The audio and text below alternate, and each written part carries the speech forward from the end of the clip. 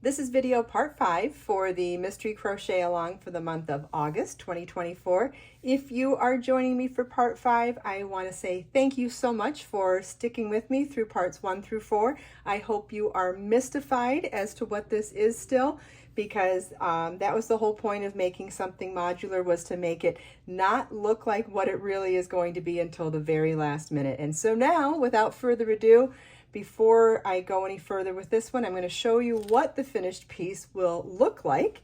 And ta-da! We're going to transform this piece into a bag. Isn't that adorable? Okay, so now I can show you what we'll do with this piece. And so we've got these 4 corners at the top here, which will now be the 4 top corners of the bag. So you want to fold them over like this. Line those up. Okay, and if you remember correctly, the width of this square is 13 stitches along here. So we want to take a stitch marker and mark that spot and join them together here. Okay, and then what we want to do now is sew along this edge along these 2 motifs, and then this motif will join along this edge here. So I'm going to get another stitch marker, because this ends up feeling very confusing if you can't visualize what you're doing. So I'm going to mark the corner of this motif with the corner of this edge here.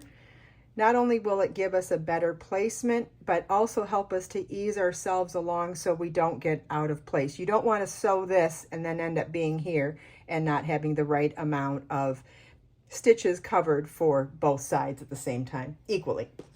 Okay, so now you want to take a piece of yarn. We're going to cut something, about at least 3 feet here, just so we have plenty, and thread it onto our tapestry needle. And you could either start at this corner or you could start at this corner, it doesn't matter. I'll start down in this corner, and we're going to sew this in one continuous line.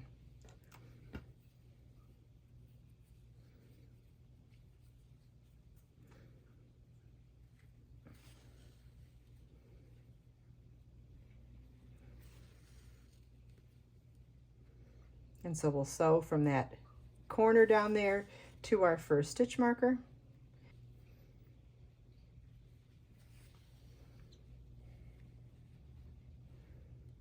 You can use whatever method you prefer for sewing these together. You could use mattress stitch, you could use whip stitch, you could slip stitch them together, you could do any type of a crochet join you want.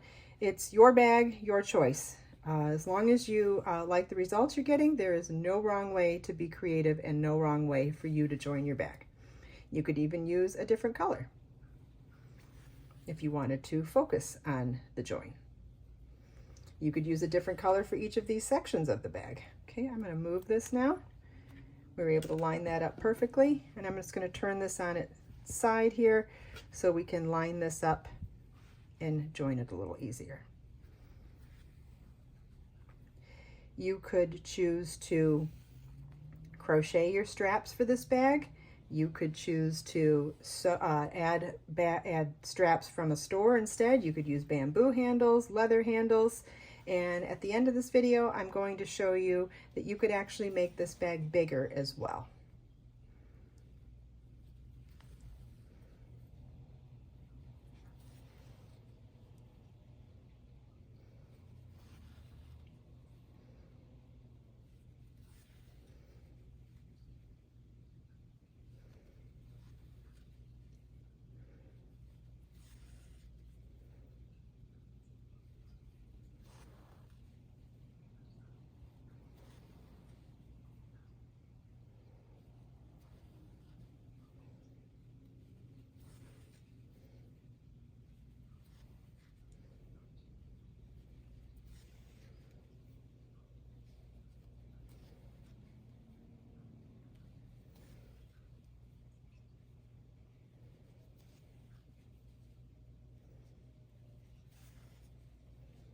Okay, we've made it to our next stitch marker, which means this is the end of our sewn section.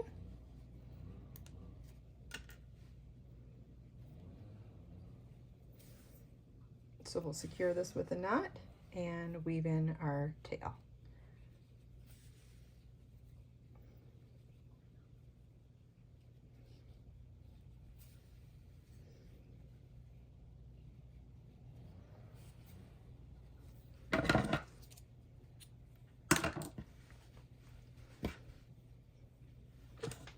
And weave in this tail as well.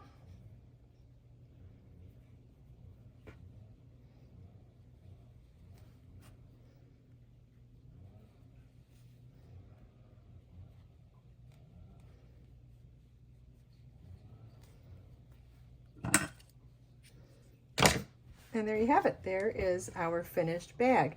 Now the only thing left to do is add straps. Like I said, you could use leather straps, bamboo straps. You could add anything you want to this top portion here, but I will show you how to crochet them. It's super simple. We're going to just join with a slip stitch in any of these corners. So you could join in this corner, this corner, this corner, or this corner. It doesn't matter.